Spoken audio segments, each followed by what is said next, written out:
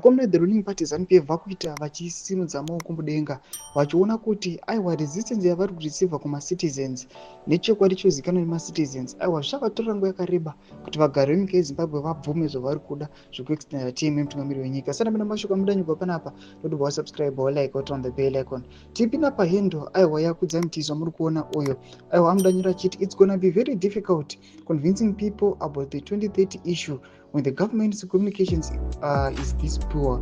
No one is even trying, or maybe it's a deliberate sabotage of the government. We don't know now. Big nice projects are never shown. These tuck shop style structures are published.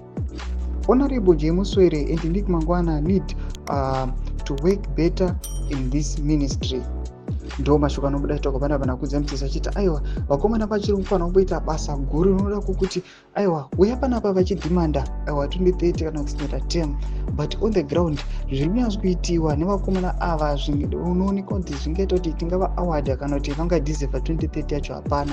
Incompetence yakazara tichiona aiwa kupublicity vakomana aiwa vana Nick Mangwana vari incompetent, zvari kuita chaizvo hapana. Varingori vakomana varingoya vachingotora zvavo mari vachingozadza mapocket nekuzodeleta maaccounts evanhu vanenge vafumura aiwa zvinenge zvichiitika mubato mavo. Mashoko anobuda togwa nema-citizens vachinyatskuona kuti aiwa panguva inoyi zvichava zvakaoma zvakanyanyisa kuti vaconvince ma-citizens kuti vabvume the 2030 agenda. Tudze mafunguro enyu moti kudii pamusoro pechitiko ichi. Wabvina comment section medu mudze mafunguro enyu, sama subscribe walike, on the bell icon.